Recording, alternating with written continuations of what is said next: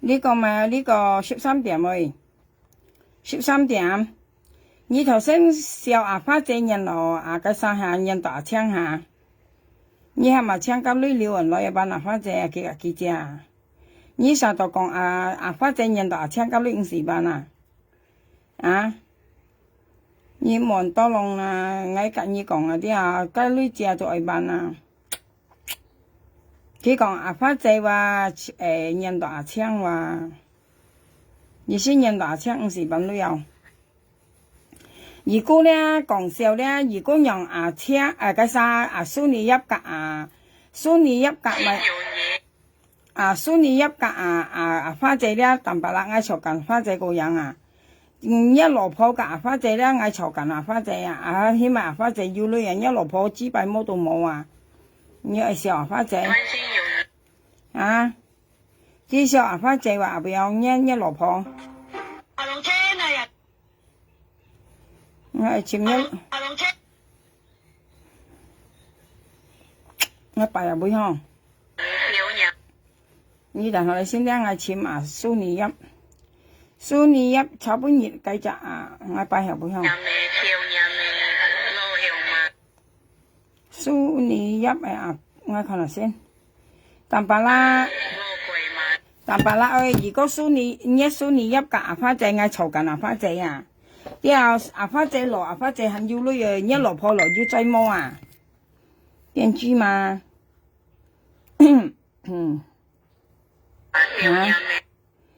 花姐落花姐很要女啊，一落鋪落咪追又冇啊，佢很咁笑花姐落都獻二百年咧話花姐好先嘛，跟你講啦，你們請佢識花姐識買識二啊。你當啥隻人家裏女嚟破壞人20-50萬人用錢，你下到50萬人用破壞人出50萬咯，意思破壞隻花姐50萬用錢，外班你女跟你講要借要班淡白啦，應時人多講愛破壞花姐名聲了今日佢講花姐人大槍咧話，假槍講愛去把你相遇咧話，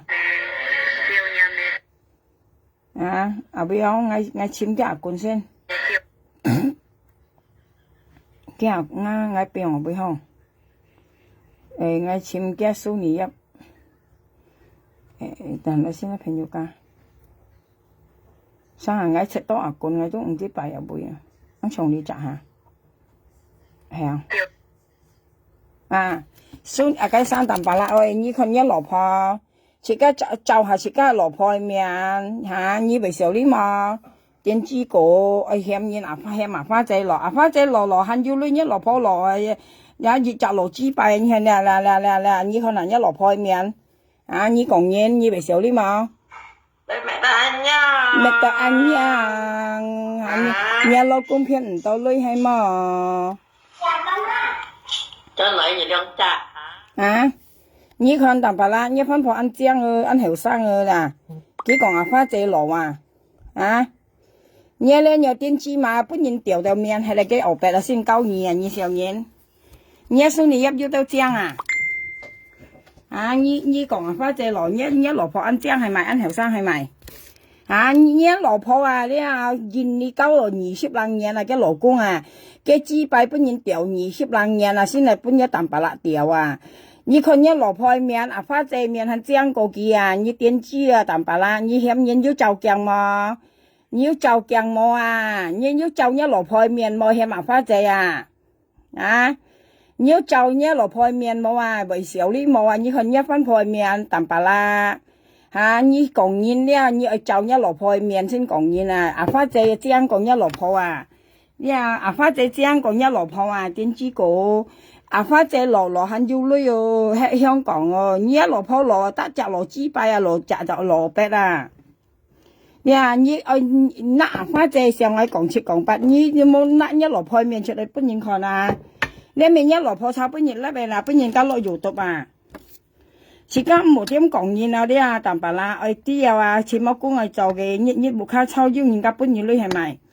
電子果冇嫌你啦，食家蘿蔔都ăn trẻ ăn lò à，蘿蔔咩啊，一蘿蔔啊，你真係硬麼？你可能一蘿蔔面，你真係硬麼啊？你嫌花仔很不冷冷係啊，花仔喺香港喺度啊，講累就累腰啊，一蘿蔔賣幾百冇到冇揸住就落白啊，你嫌你落賣，所以你嫌你啊，你都係照鏡了啊。要照鏡嗎？你要照鏡麼啊？你吩咐ăn後生ăn姜係咪？你孫女入ăn姜ăn後生啊？18歲啊？你看你老婆面看得那大白啦，上門你真係硬麼啊？喂，你大白啦真係硬麼啊？你看你吩咐面，做你咩都得咯。唔計得你跟多男人一妹子啦，點知個冇險嘢，但白啦照鏡嘅，一老婆面啦照鏡嘅啊，自家老婆蘿蔔咩又冇咯，肯你險嘢，你咪少啲冇但白啦，你未炒半日一老婆咧，半日家落油到啦，你吩咐ăn姜ăn後生係咪？你險嘢，險花仔兩班未燒半一老婆，花仔面兩班未燒半一蘇你入啊。你夾花仔嘅面夾一蘇你一嘅面，你咧拍嚟看嘅抹清床一木咗打開來，先係好講花仔，嗌係你蛋白啦，嗌連種膠花仔啊，係講你蛋白啦，比爾講笑或者嗌揀花仔都唔會揀一蘇你一嘛，嗌揀你講啦蛋白啦，你揀花仔很安中哦。你揀一蘇你一乜計到冇啊？得住就落河壁啊！肯本人家掉到面呢，所以冇險嘢啦，呢啲啊冇險嘢啦。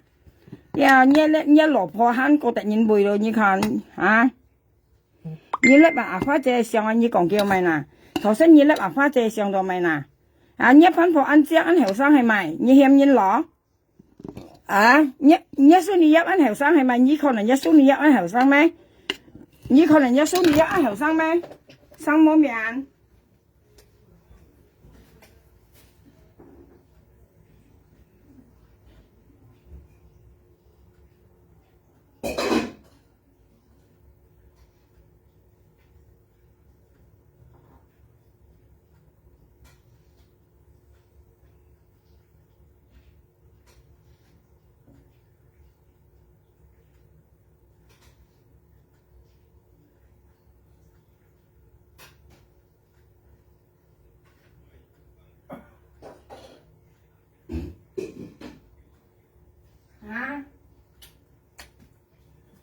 你說你要按後生按姜啊？你被小禮貌蛋白啦，你起碼花仔落，花仔很要累啊，花仔拿出講 MS 累啊，講2 M1 M2 M3 M 花仔拿出啊，你說你拿出麼？你說你要拿出麼啊？花仔面老闆未謝，花仔面老闆未謝講一蘿蔔面，你咧食啲小禮有蛋白啦，你嫌你那啲你就一蘿蔔面啊？你照一蘇你一嘅面花仔面將個一蘇你一啲講生啊，你冇嫌你那啲你蛋白啦，你啲小禮花仔唔會隨你點多去多就你嘅因為意思係乜嘢意思花仔當咪唔係本意女咧蛋白啦，你咪人看得人嬲啊，人咧係本人食先係曉得落女啊。你兩公婆突然鬧，你看了花仔小一仔樣去啦。你咧愛本人食我跟你講你突然鬧本來幾百毛嘢我跟你講唔係啦。花仔本來幾百毛嘢人氹人你睇人氹人啦。人咧食每隻人都一樣人氹人計人愛計人唔係罵人你兩公婆你說白喺度罵人咪殺本兒女花仔說落你就衰我冇跟你講你咧噴面皮啲小禮你就算你咧把花仔上你講叫咪啦你被小禮望你兩公婆愛女愛去做你見喺度吸引到咪啦你咧把花仔上到咪就算你咧把花仔上到咪花仔很少咪認識得除咗你你講花仔你請嘅目的妹做人唔忙樣按費心肝之後你跟你講你細貨咧蛋白啦，你冇講自家照人細貨你挨得上未照你啊，講本你聽啊，自家做責任嚟啦，冇人費啊。你啊唔係講照一世貨啊，我意思講我自家做責任咧去好啊。你做到費咧，驚一世貨下啲有問題啊，後頭咩講腐化講有問題啊。你啊你去做好你啦，冇人費了啊，但白啦，去收到了啊。你啊，你抽就算你講翻這萬先，啊，基本教聽兩班你跟你仔事啊。你老婆隔嘅就老公教你又班啦，你有咩講嘢算你入啦？比如今日你講花姐啊嗬，你講花姐間，係啊，你呢邊講花姐蘿蔔咩？一分鋪幾多歲啊？啊，一分鋪幾多歲啊？又冇女人，你又愛，你算你入啊？你又攞，又9個年，9個本20年，呀，嘅幾百本人家掉20年先到你淡白啦愛掉啊！你到個咪以為咁險嘢，一再為險出在我們你啊！你當咪危險出在啊！你照鏡冇要照鏡冇，別使人家講要照鏡冇。你就算你麻花這度咪啦，你麻幾度咪啦，我問你啊！你意思揀到嘅女，揀到花這女，係啊，先跟5人，係啊，愛破壞嘅，愛講壞嘅，係啊，你先跟5人啊！你就算你粒麻花這上到咪啦，啊！聽你粒麻花這上到咪，麻花這要受你女係咪？啊，佢要對你嘛個安排，啊，你粒嘅上咪笑啊，啊，你說你講人家咩知啊，說你講你知敗啊，呀，你或者要揀你那一冇多費，冇揀你咯，一冇多費，你買幾多米啦？啊，要多一多錢，當一家冇款特資人係可以講笑啊，你咪笑呢樣嘢，啊，你講翻這就算你講翻這多米，啊。你講花姐當咪啊，花姐要得到你得隨你咪，啊！你講到每日咧，你冇教育嘅女啊，我跟你講啦，花姐人羅雪講咧啊，講盡文字啊，今年咧受虐唔受硬嘅人啊，你有啥又談功夫咩啊？今花姐人咧受虐唔受硬啊，你對佢好過你啊，你見客家話講到了啊，你花姐出人樣嘢嘛，你對佢好咧，佢好過你啊，你對佢廢過你啊。你五次幫白講啊！你對佢好咧，佢好過你對佢廢冇企計咩啊？花姐都曉文結了啊！你啲啊，竟然好啊！花姐人羅出講竟然好，講到咧，佢係隔你好咧，佢冇田兒記啊！你兩公婆識點知啦？別說愛你嚟女係嚟逼你啊！從一老公計半夜燒啊！花姐要隔嗌講啊！花姐隔嗌講千般嗌嘆啊！佢講半件女燒啊咧，家前排都打到冇田啦嘛！你本人驚啊，你女面啊，你兩公婆啊，女面啊，啲啊，你可能聽講外班冇多費女嘅啲，幾多攞去出現樣啊？家下咪要檢嘅官檢起嘅啊，為下時啊，今面攞個浪橋樣啊，攞個浪橋樣啊，呢啲浪橋啊，提身度冇現裝係浪橋啊，佢兩公婆嘅面咪唱家浪橋啊，可以咪突然驚啊，好似家羅湖樣去出現樣啊。啊！自家做人了變鬆啊！你條有人搬未見到來，冇人搬到好了，5萬人啊，點知嘛？你萬人到萬人咧，咪知辦咁嘅嘢，花姐要受你係咪？啊！佢本意係人錢，本意係掉你啊！嚇點知嘛？後啲咧嘛，你兩公婆人類模樣，呀！你兩公婆白出人類唔是人樣嘅啦，點知嘛？一面按突然驚啊！你老家戰爭啊，大家七都冇分別啊！你兩公婆嘅面啊，唱家提出嘛，提出過啊！呀，你等到花姐女咧，你熱戀國呢樣破壞機講壞機啊！啊，佢為兩班嚟幾係相信你粒嘅上到埋，你就算你粒花姐上到埋咁嘅嘢。跟人啊咧，人心咧都係肉做嘅啊，朋友家，我隔你都想講啊，人啊咧個心都肉做嘅啊，你對佢好過你花姐人啱容易包圍啊，我隔你有啥講啊，你賣啥都好得罪花姐你得罪唔得啊，我隔你有啥講，跟人戰爭啊，我因為我說嘅要上本良責一我啲跟人啊，跟人全容易講啊，係講你好，你對嘅你講乜計幾恨啊，我隔你講朋友家，跟人全容易包圍嘅花姐人啊。自家愛對佢好，對佢多攏自家硬及佢咯，自家硬咩這樣啊？你冇對佢廢，像你兩公婆啊，真係啊，個丫頭啊，你兩公婆都丫頭嚟噶，要何本意說你到面妹冇本意說你去勾佢啊？花姐人說你啊後悔啊，佢講講啊，千後悔啊，人說人一個家人點點支支啊，呀，人生冇費啊，但蘇尼呀，你又叫飲叫梅啊呐，阿花姐冇咪好俾你講，呀，佢冇咪好俾你講，佢要好冇費啊，嘅人啊，跟你講啦，我幫大家佢唔好咧，我都係去按中嘅，佢嗱我啲嘅人啊，我訓練阿花姐人啊，你看你兩公婆面長責任咩？講乜啲長文人嘅嘴啊？你看你熱受過熱啦。就嚟我事咯，呀！阿妹要諗自然冇再寫，人亦不卡菜，再創再斷樣講，個天跌落來半年啊！啊，你上幫辦啊，細要人家搬啊，你愛等啊，我跟你講啊，你就算你粒阿花姐上到咪啦，啊，你媽阿花姐到咪啦，啊，阿花姐要咩來你媽計啦，啊，你講幾擺啊，你冇得到計5條，咁你甩都冇到飛女嚇，啊，阿花姐計5條冇甩到嚇。啊！年紀大田不阿花姐打的幫白叫嗌大田本記，既然你看你靠田不阿花姐啊，要靠啊，要靠田法啦吓。佢幫白嗌幾個嗌日大田本記啊，啊個講嗌愛做神事咧，愛做咪愛做到哪都得叫嗌靠田簽記咧，佢講啊，你看見係都以前阿花姐啊，很叻人來你看日打到假10年不阿花姐啊，啊你才白切你然後日10包大田本然後。佢幫白佢咪講啊，我靠田本佢講啊，做嘅羅拿得佢講啊，啊我愛幫前人啦，我愛幫前人啦，佢講啊，家千戶都佢大田本嗌啊，啊既然你看佢係咪佢大田本阿花姐啊，你看啊，係咪啊？你打到阿花姐嘅本嘢解講佢做人寫啊，啊佢打10個集田法本嘅啊，你咪意思係問人家做人工，呢啲香港做工啊，啊你們啊做啊。啊！佢咪香港啊！你們佢做工業大田本佢為本嘅頭家炒魷魚冇啊！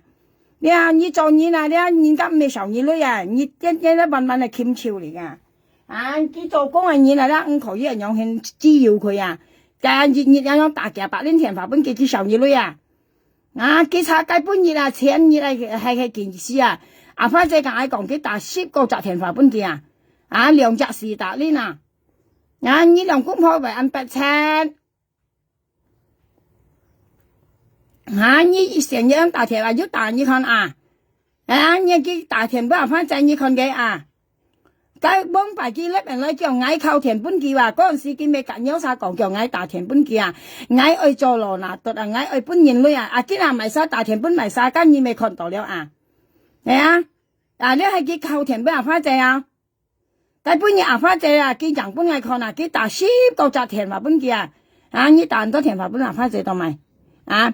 你那啲朋友講你白切都唔用啊，但白啦你白切都唔用啊，你粒啱朋友上到咪？你粒嘅上到咪？我問你啊，佢到咪佢唔講你講得呐？啊，你到咪你講佢就得呐？你粒嘅上到咪呐？佢好說好用啊，佢香港啊好說好用啊，啊愛說賣到要賣啊，像你啊說印度米幫飯啊。像你人樣啊，你識印度米攞飯啊，啊去馬龍歐當啊，啊我朋友話咧叫佢識米就識米啊，你就識好好啊，跟你講啦，像你人真忙啊，你冇講你啊，我喊當我看到5個人，我人家朋友家，我只有人家做5對我越用嘛，你咩講你巧啊，兩班嚟因為你做嘅東西本人驚啊。呀，本人家驚，本人家怕你啊！所以你講我白事嘛，你老公安強險人借險人來，你要叫這樣，所以啊，啊你要叫這樣啊，你看一面蘿蔔咩用啊？啊你被搶蘿蔔咩？但白啦，你兩手抽地啦，家搶嘢咩啊？所以你一搶嘢咩啊？你冇點知啦？呀，你看一蘿蔔面看得呢？愛險人，講人家咩啊？啲咪ăn多啦。啊，講人家借路配咧話，啊，你都你啲啊，人配啊，出咗雪啊，咁你看佢雪好好，梗係配噶，啊，嫌人家借咧面毛病，一落破ăn正哦，所以你一ăn正哦，而家你看嗱嘅面咪正啊，啊，唱嘢咧就再又硬，但白啦，我跟你講啊，唱咧用脫超又硬啊，呀，你看嘅面，你看嘅所以一咪面啊，你就淺望嘅硬，你看啊。啊，ăn正哦，但白啦，愛翻破為正啊，為正啊，戰爭正又後生啊，啊，隔嗌都晒隔幾千嘅追唔係啊，你再say pun幾千嘛，你幾間一千再啊，淡白啦。你再就pun幾千啊，你pun一咧電子碼千啊。你好叫了啦，冇點粒面上啦，唔啲少咧。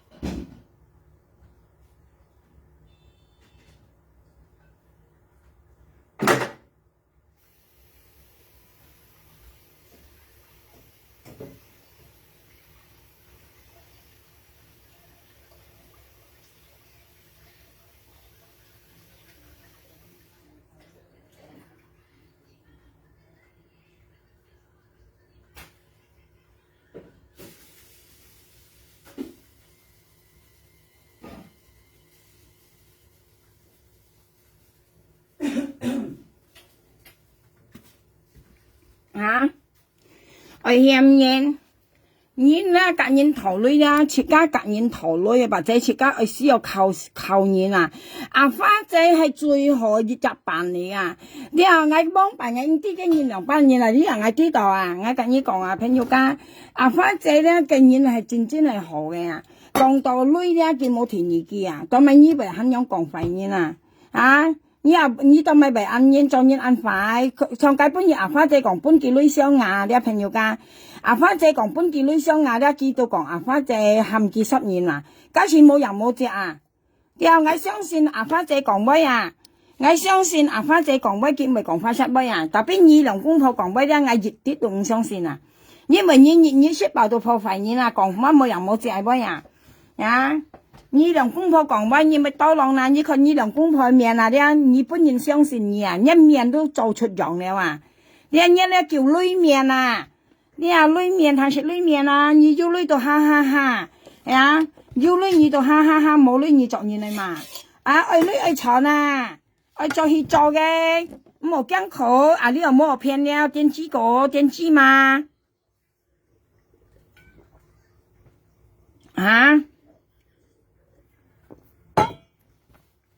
愛去床啦，愛女愛床啦，你啲咩呢度劇啊？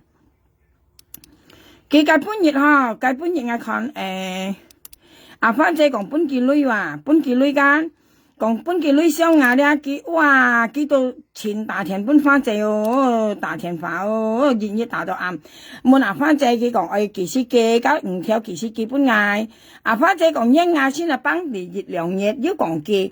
叫等佢好，意思收縮一眼肉啊！你啲朋友家，佢講加雙眼人就吹幾多話，加雙眼人你幾時雙佢也不要吹人啦，係講係雙幾時啊？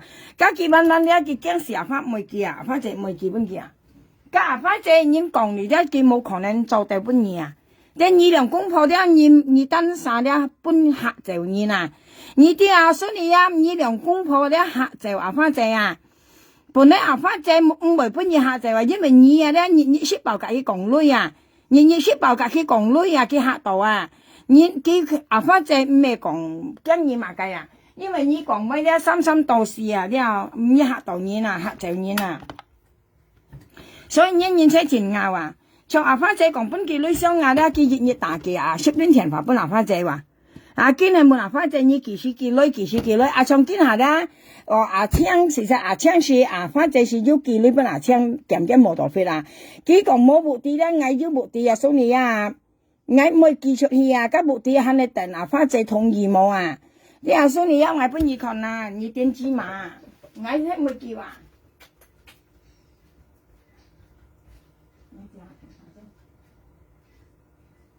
我敢水了。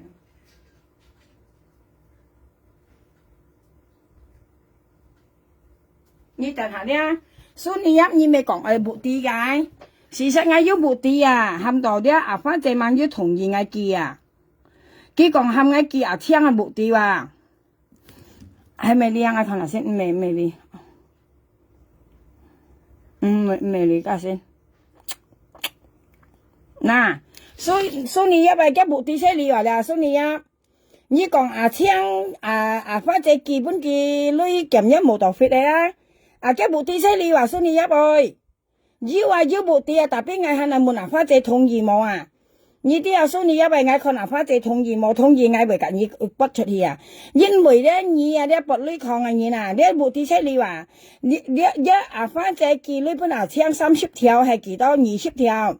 啲啊20條本已經冇到 fit 嚟啦，要嘅部啲啊花姐講了啊，啲啊你望不抗啊，你不女抗啊，你不女抗啊啦，女抗啊不女抗啊，電子碼不女抗啊，啲啊。切家愛女啊，咧或者愛人當持啊，咧朋友家切家愛介人啊，愛介人啊，咧愛對人好啊，冇特色人啊。呀，唱歌啊，或者咧切家口人啊嚟特色啊，咧戰爭熱就好啊人啊，要按該冇啊，人家食人食嘅呢個我女超人送去嘅啊，呀人送幾本嘢啊，或者嗌上嗌叫好了，佢變嗌要個好啊，咧嗌咁講啊，或者變嗌要個好啊，你點知嘛咯？睇電視嘛，你千萬人得罪你得罪啊花姐，千萬人得罪你得罪啊花姐，睇電視嘛，我使你電視嘛，千萬人以後可以那嚟得罪啊花姐，你嚟得罪啊花姐，我朝我叫好了啊，朋友家我遲到我呀啦叫好了啊，特別啊花姐比我要個好啊，你係啱啊！你係電子嘛，切家愛女咧唔好用別人啊！啲啊，切家隔人講唔好點大田寄信夾花姐頭唔好。你就算你咧花姐上你講花姐咪，你嫌佢來你蘇你一啱正哦，嗱你看嗱蘇你一為正啊！如果你用花姐隔你嗌夾花姐啊，當白啦，你聽大啦，係講花姐隔你啊咧當白啦，隔你蘇你一嗌夾花姐啊！你說你一百面啦，半千塊唔得啊！特別你咧花姐面嚟講嘅，你講嘅買就算你咧嚟講花姐買，你受到你老婆安正啊！你受到你老婆安正係咪？你說你一個花姐，我冇做咩的啦，我幹花姐啊！你為小啲嘛？花姐唔個正講你老婆。你喺切家公司嘛？花姐啊面啊好看過一老婆啊！你話我要嘅上嘛？我看要花姐上，就算佢錢粒花姐啊，我看下嚟先啦。你為小啲嘛？電子個我福你啊，真真呢。你等嚟咧，我本你看咧，佢就算粒花姐上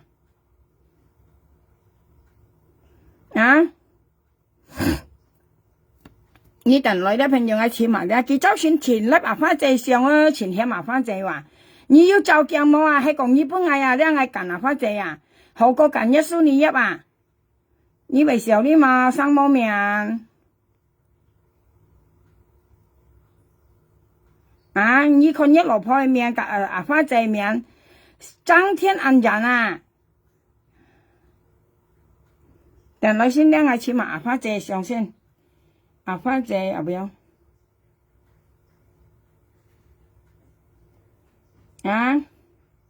家花姐叫好了對佢啊，咧佢肯用講廢嘅話，講幾人落槍了啊？要不要？前兩次嘛花姐上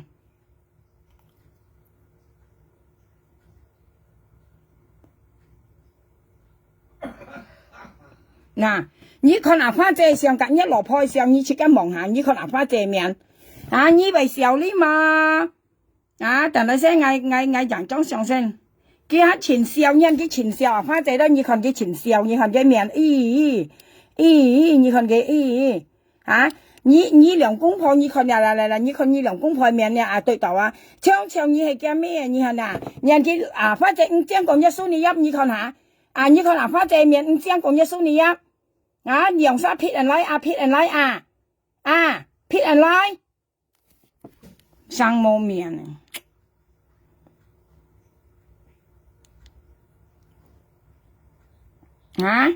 你講花姐咧家你花姐面了當白啦，係嗌到揀花姐做老婆咩干嘅女哦，干嘅面啊，都講個呀個啥？啊，你切家要好看呢？既然我人送人啊花仔，你看啊花仔面，你看你老婆的面，啊，你當啥看你蘇你一嘅面？你當啥冇做緊媒婆？你看家蘇你一嘅面，你看啊花仔的面，啊，你看啊花仔的面，你看你蘇你一嘅面，你兩三撇人嘅，下俾人哋。你看佢梁生，你都稍微近埋晒做老婆，啊！你都稍微近埋晒你做老婆啊！可能嘅冇講嘅女嘅咧，你講嘅女嘅咧，你當白啦，你個阿花仔寫字行見唔會啊！我跟你講啦，你冇講人跟你稱在啊！你老阿花仔寫嘅字佢都唔會啊！你梁生撇下來，你看你都稍微近埋晒做老婆，你當白啦，嫌阿花仔嫌冇潮水，你自家看你老婆個阿花仔面，啊！你冇好背啊，當白啦，你小力啊，呀，你冇好背，你看阿花姐干一數你要面，你都稍微干嚟啥做老婆，你自家看啊，嘅五官啊，將個一老婆，將個一數你要啊，嘅五官還是五官啊，意思嘅目珠啊，嘅眼眉後鼻啊，佢都將個一老婆啊，呀，自家對你責任做你責任，唔係甩劈責任嚟對啊，你啲啊當白啦，你跟嫌麻花仔，頭先你係咪嫌麻花仔啊？啊！既然你阿花姐嘅面跟一老婆嘅面，你自家多人望下嘅，你當白啦，你咁險人，你看一老婆嘅面，啊，撈蘿蔔咩樣啊？你險人家咩啊？豆冧桶啦，唔知咪跟人家要出豆冧桶啊，冇出要咪變豆冧桶咩？啊！你自家等上網啦，自家到第目鏡，你看一老婆嘅面，我問你啊，你都嚟自你看眼咧，話你為幹數你入做老婆定幹阿花姐啊？我冇做咩但係我都近阿花姐做老婆啊！我咪講緊嘅女啊，啲講嘅面啊，嘅五官啊，啲嘅木珠啊、皮啊、嘴啊，同埋嘅面水啊，我都近阿花姐做老婆啊！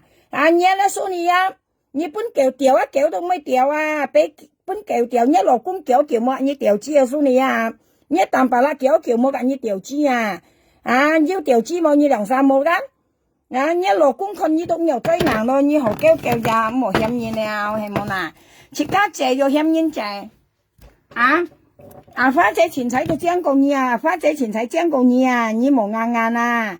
你阿花姐前妻講過你啊，你冇做白計啦你，係我做你唔咁嫌人啊，小李啊！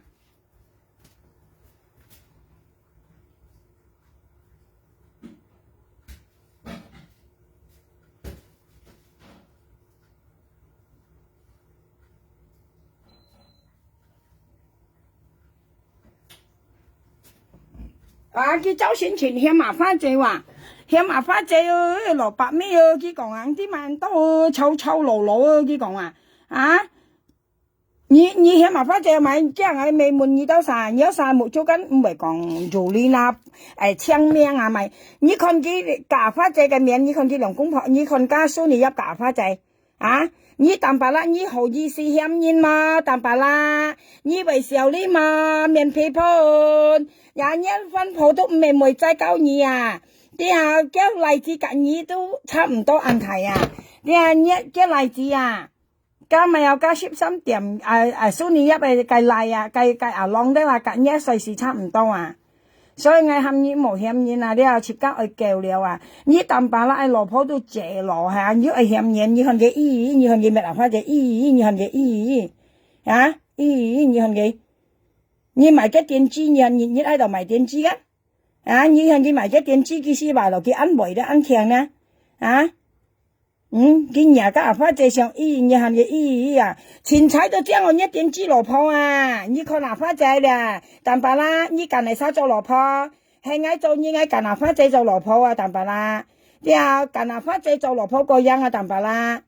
啲阿花姐本意做老婆，你肯未幹咯？從今下本意分幹，都隨便以為人落阿花姐啊！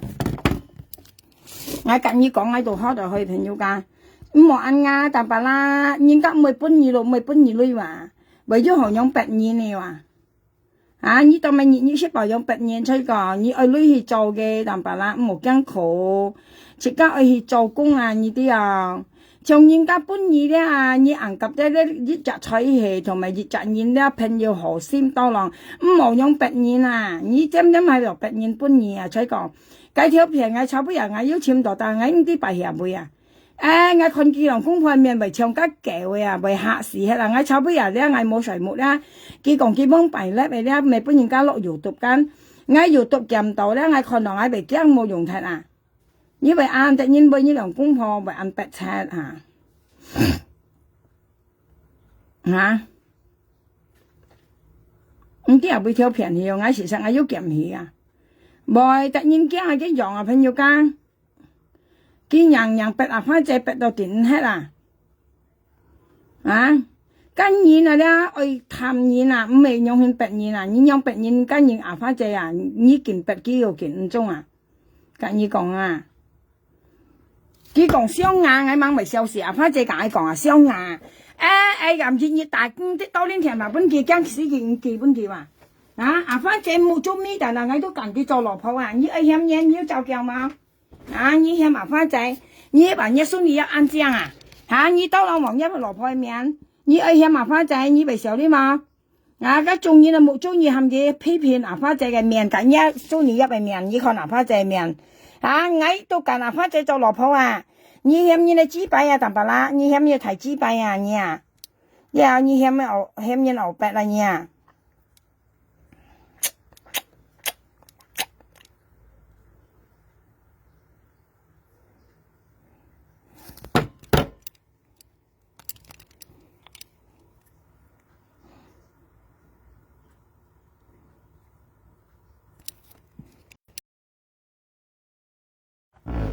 等了新的朋友噶，佢話到嘅老婆安靜哦。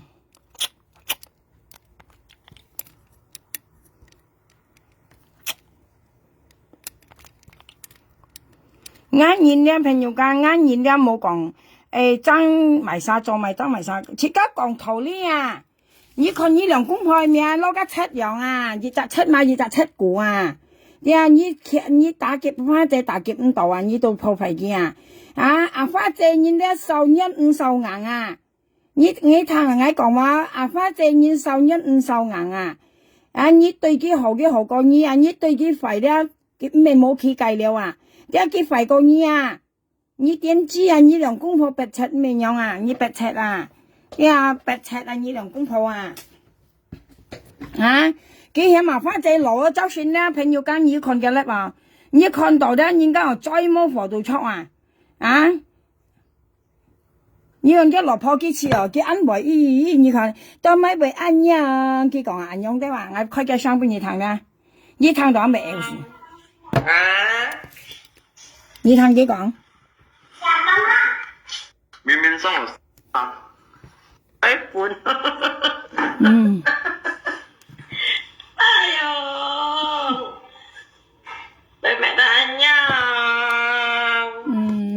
Cái sao mới nhau này, bây phụ nữ, chị講tao mới mẹ tao ăn nhau, chị nói chị cái ăn khéng mẹ tao ăn nhau sẽ nhìn nhân lưỡi vào, số này nhị bắt chết mồ lưỡi nhị bắt phát tế bùn lưỡi nhị bắt chết số này tao mới phải ăn nhau nhị ham nhau lô cung thì cho xe kì, đi một bắt phát tế bùn lưỡi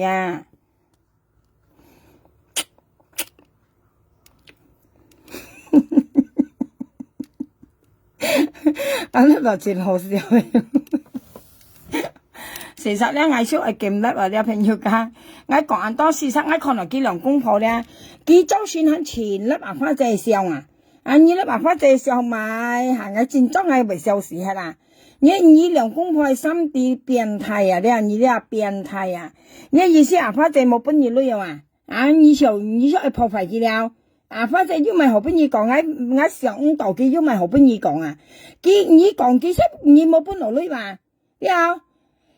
冇本落你女計唔跳咧，你冇本到吹過佢很凶事講，到咪為安呀？佢講咩到安呀？講你到啥啲天啲題咧嘛？要咪天氣好啲講來講去，你計唔跳班咧，你冇接到花仔本槍冇交出本意你講花仔隔到槍大錢了你兩公婆話本冇多嘗試咯。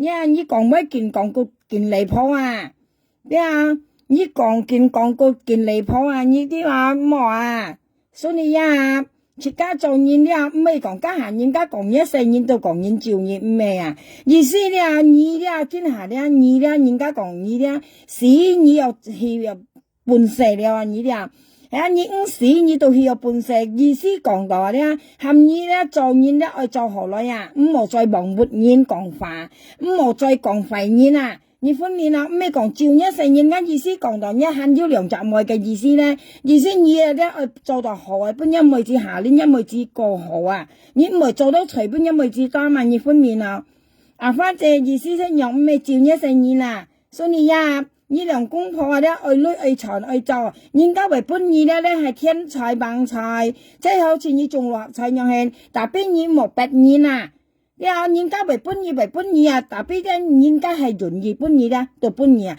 係唔順意本意咧，你唔好去罵人啊，唔好發火啊，自家人咧及人唔落啊，自家人唔本人食啊，當咪要人家講愛女叫人送基本件啊，當咪呢兩公婆含你隔意花仔咪水花仔咪多兩年因為先一用勤啊，突然嬲啊，你知用勤突然嬲啊。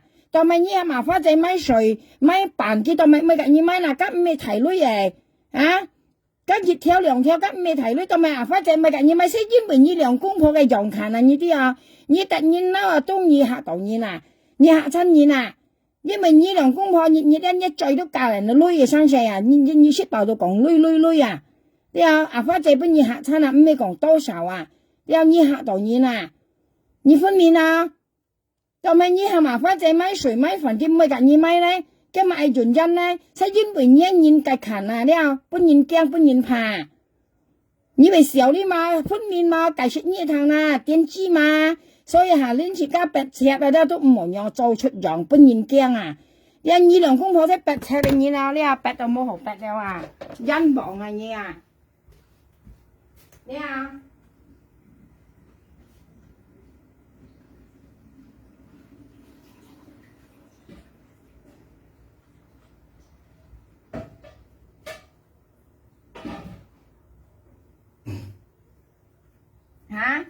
，cái nào anh muốn nhí à phèn yêu ca tạm bà lại bài khổ à tạm bà lại anh nhìn bài khổ à tạm bà lại anh nhìn bài khổ mong anh muốn nhớ sao tạm bà lại nhìn cái anh khổ tao mày phát chạy bệnh mày tao lòng cái nhìn mày thấy cái nhìn khẩn à đeo cái nhìn à đeo cái khẩn à phát chạy còn đó anh nào anh tự nhiên nào à như đeo所以mày tao lòng nhỉ à nghe nhìn khẩn tự nhiên nào à như đeo自家做人那條嘢，自家冇本人驚。自家做人冇本人驚，像你13點你兩公婆使做人使本人驚啊！你講到愛啦，講唱別意花仔啦，講本件女相雅緊，幾到熱打到按摩打電話話，今日採人一女幾時幾耐樣啊？你唱周旋樣去呐？嗰個係你話你當咪喊人花仔啦，你當咪喊甩嘅上呐？花仔要咪特長嘢，生到用好個嘢，當咪你咪粒一蘇你一百上啦，你當咪粒一蘇你一百上啦，你當咪粒一老婆上啦，當咪你咪就一老婆上啦，你咪粒一老婆啦，你粒花仔當咪啦，你當咪扮一蘇你一百上啦。你說你要按這樣係咪？你知道淡白啦？切間那先講法，既然係問你你嫌人兩扎你嫌佢超年時間，每扎你學白俾你掉，每隔你現在唔係咩？我時候問一說你要幾多張啊？淡白啦？係咪世界上最正係一老婆啊？你每扎有嫌啊？你覺得一說你要按這樣係咪？你每扎你嚟時候你到喺度啦？你老婆都老了啊，老到怕啊！你老婆啊，啲淡白啦，你聽定啦，你按強嫌人間，你再人，你識bảo嫌人不你掉唔係間，像你老婆咧，你問人家去掉啊，恨唔係你冷都冇人愛啊！你冷啊，一數你學白啊，不人掉都冇人愛啊！我隔你講啦，淡白啦，你上一數你一個支幣不人掉都冇人愛啊！你冇講你啦，你好叫音啦，你呀白柒你做你係白嘅，特別唔好用破廢言，唔好講廢言，唔好評論言，唔好講廢言。啊！你講你ăn trẻ ăn phơi á, 唔知咪ăn到啦嗬？咩cái miệng冇病冇病，叫人喺西門你話淡白啦，你可能一分數你係咪ăn姜啊？啊！你可能一數你係咪ăn姜係未知啊？分鋪你啦，係咪ăn姜先？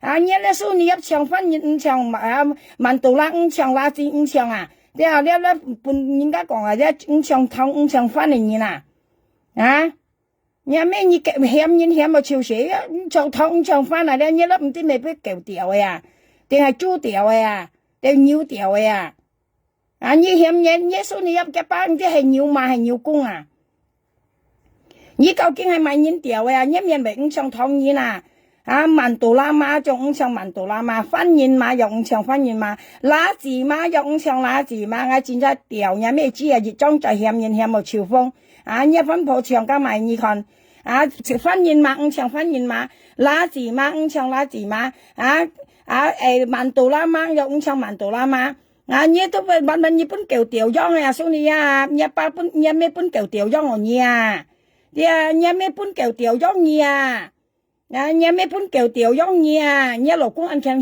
còn nhìn trẻ còn nhìn phải nhà mấy bún kẹo tiểu giông nhà mấy bún kẹo tiểu giông nhà mấy bún kẹo tiểu giông như bún kẹo tiểu giông nhà ba sẽ kẹo à nhà ba bún kẹo tiểu giông nhà mấy bún kẹo tiểu giông tiểu nhà mấy như lòng cung phô hiểm nhìn hiểm một chiều sĩ như ăn giang hay mà nhà lộc phô ăn giang phân nhìn chẳng phân nhìn thông nhìn chẳng thông nhìn màn tổ la chẳng màn tổ la nhớ đấy chính là chắp trộn mà嚟à nhà ba bún kẹo tiểu giông nhà số này nhà ba bún kẹo tiểu giông nhà lộc cũng ăn khang hẻm nhện tiểu nhà mấy bún kẹo tiểu giông nhà là tiền chi mà chế mà lộc bạc mấy lộc đầu chán là như thế nào như tạm bảo là nhà trái xe búnกี่錢啊？你冇含嗌多少錢nhà trái你咪多兩成咗啊？nhà trái xe bún一點幾碼錢啊啦？